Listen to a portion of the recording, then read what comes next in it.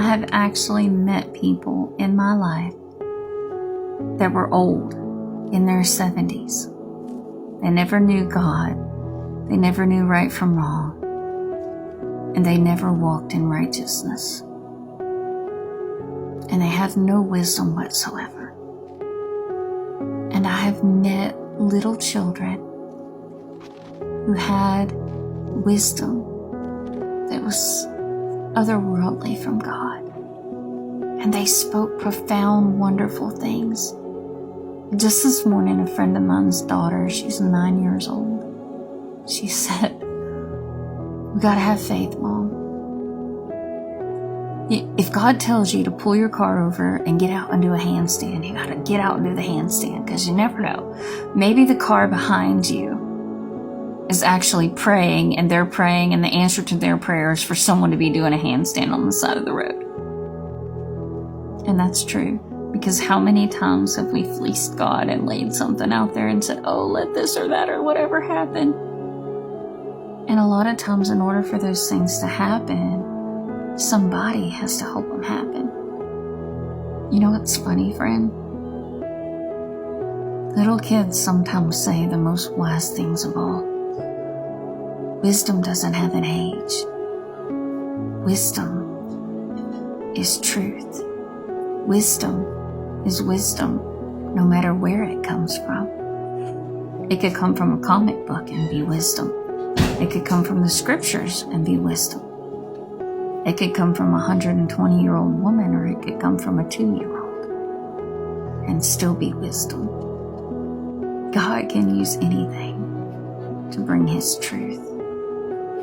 Age has nothing to do with it. It's the condition of the heart. That's where wisdom lies. See, Solomon had the condition of his heart that he chose the things of God over the wealth of the world. God offered him anything he wanted. In wisdom, he chose to know God. He walked that out. See, he could have chose the tangible, logical, physical things. But he didn't. He didn't. And he wasn't an old man when he chose it either. So that's what we need to consider. We think that we have it figured out. We think that we have prestige. We think, "Oh, I've been a preacher for so many years."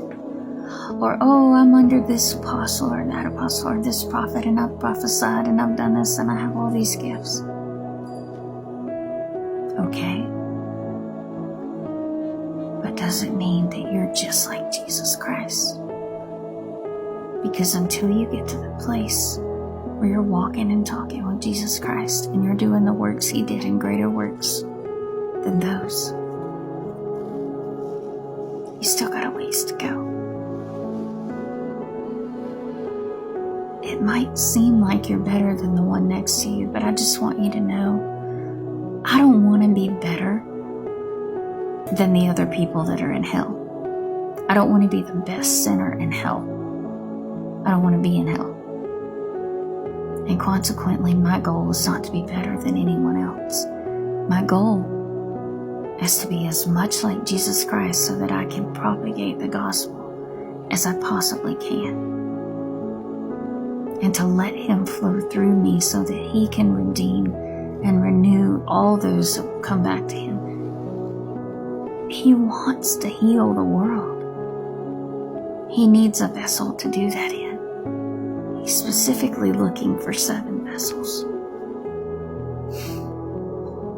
7 vessels to embody His 7 spirits. And He didn't pick you because you were the wisest. He picked you because you would be. And how would you get there? Through humility, through humbling yourself. See, I didn't become a leader because I was worthy to lead. I became a leader because I knew that I wasn't worthy to lead. I became a leader because I didn't know what I was doing and I didn't even want to do it. But I was obedient. And that's all he required. Everywhere I go, I instruct people. And those that refuse my counsel receive counsel from someone near them who repeats my words to them. It's funny. God has a way of working things out. And do I get upset and go, well, they do not receive me? I don't care if they receive me. I care if they receive God's word and his truth. See, we think it's about us, but it's not. He's not elevating you. The version of you that will be elevated is the surrendered, dead to the self, selfless, transparent, Christ-like version of you. The redeemed version, the one that has his best interests at heart, the one who's not self-seeking, the one who doesn't want the limelight, the one who doesn't want to be at the forefront, the one who doesn't like the gift because the gift requires that people know that you have the gift and it seems weird and strange, the one who's not delighting in being special or different, the one who doesn't want the wealth and the fame. That's the one. Because they're not going to get sideswiped and go after those things and desire that those things are greater than God. Let's talk about wisdom for a second. Let's talk about David. Don't let me be so poor, Lord, that I forget you. Or that I have to steal to make it. And don't let me be so rich that I forget you. Think about that for a second. That was wisdom. Logic tells us to seek wealth, establish a place for yourself. Human logic, man's logic teaches us that. God says that even Solomon was not arrayed like one of the lilies of the valley. If I could be arrayed like a lily of the valley, and yet I did nothing, that would be beautiful. I have stayed in multi-million-dollar homes, enjoyed all their amenities, and yet I never had to pay the taxes. The food was free because I was a guest. I enjoyed everything that they were provided by God because all things belong to God for free. Is it better to be the one who owns it and has to pay for it and all that? Maybe. But you have to give an account to God for what you did with it. Just a thought. Everything has its positive and its negative. It's how we look at it and what we use it for. Our goal is to use it for the positive. Everybody has gifts. If you take your gift and you're an eloquent speaker and you use it to persuade people to make investments in a Ponzi scheme, then your gift was a waste. But if you're an eloquent speaker and you use your gift to convince people that God is real and that he loves them and he heals their hearts and their minds and their souls, not fakely, but for real, then you truly are an eloquent speaker. And if you used your gift wisely, you've invested it in all the right ways. Same gifts, two completely different outcomes. We get to choose who we are.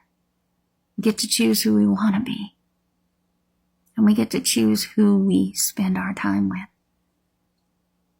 I don't need to read my Bible more. I need to sit at the feet of God more. I need to hear God when he speaks more. I need to discern the spirits before me more. I need to see the hearts of men more. And I need to act on the things that God has put in my life. I need to act on those things. The things he tells me, the things he shows me. In wisdom, I need to die to myself more and more each day.